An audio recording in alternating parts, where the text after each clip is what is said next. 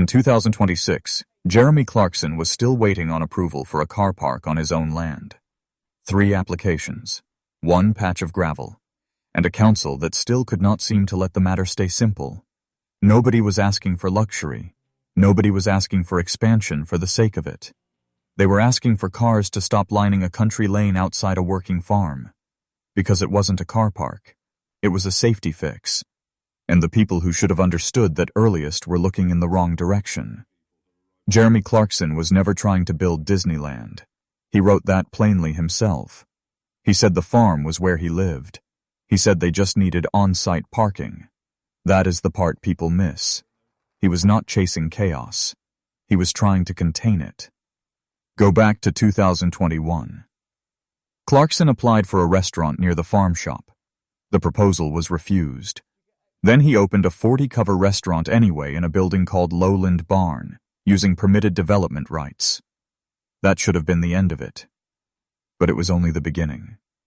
The council served an enforcement notice. The restaurant closed within about a month. Clarkson later said he had to sell most of the cows he bought, and that he no longer wished to open a restaurant. That is not a hobby ending badly. That is a supply chain being ripped apart. And here is where it gets interesting. What looked like a planning fight was already becoming a public story. The farm was no longer just a farm. It was a magnet. Diddley Squat sits inside the Cotswolds area of outstanding natural beauty. That means tougher planning pressure than most farms in England will ever face. Every patch of ground has to justify itself. Every change becomes paperwork. The farm shop had already shown the pattern. People came, they queued, they bought. The problem was never lack of demand. What nobody understood at first was that demand itself had become the asset. A queue is not just congestion. A queue is proof. The council thought they were managing a planning issue. They were actually managing a popularity problem. Here is the line that matters. The failure is the product. The first temporary car park came into view before the wider appeal settled. Then the inspector approved an extension to the existing parking area. Then the clock started again. And now, in 2026, the same ground is back in the frame for 2030. Stop. Because this is the point where a parking file stops being a parking file. The restaurant had failed. The car park did not. That is the difference. One part of the site was a direct business experiment. The other was a pressure valve. And the pressure valve is what kept the whole machine from turning messy. West Oxfordshire District Council thought they had leverage. They were providing the narrative. The more they resisted, the more the public learned how the place actually worked. The more they delayed, the clearer the need became. The more they argued, the more they exposed the size of the audience. That is the irony. The council was not slowing the story. It was extending it. Now, if you've been finding this as fascinating as I have, stop. Because what comes next is the detail that changes everything. Oxfordshire County Council, the authority that actually understands roads, backed the parking extension.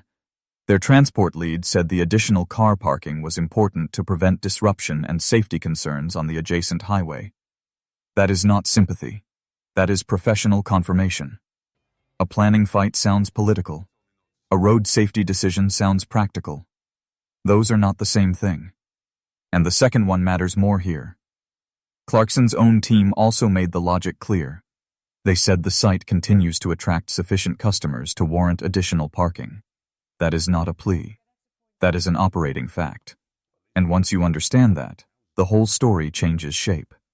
Because the real issue was never whether people would come. They were already coming. The real issue was where all of them would stop. The council's own language makes the contradiction obvious. They said the process could seem obstructive. They said they encouraged a temporary car park application long before the appeal. Then they still forced the same matter through formal review. That is bureaucratic theater. The stage was the lane. The audience was the public. The wider truth is even sharper. This farm is not just a location. It is a working media business hybrid with a real traffic problem attached to it. That is not a farm. It is a gravity well. The shop pulls visitors. The visitors need parking. The parking protects the road. The road protects the brand, and the brand keeps pulling more visitors. That is the flywheel.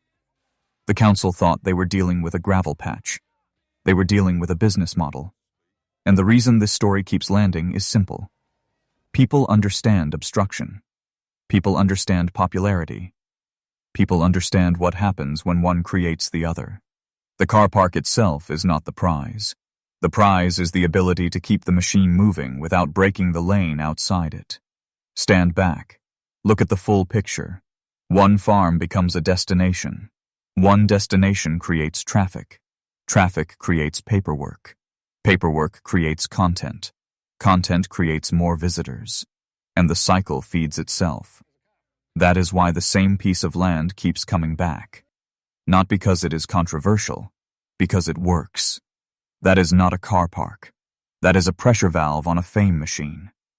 If you enjoyed this story, do subscribe and tap the notification bell and have a look at the next video on your screen. I'd genuinely love to know whether you think the car park was the real issue or just the clearest excuse.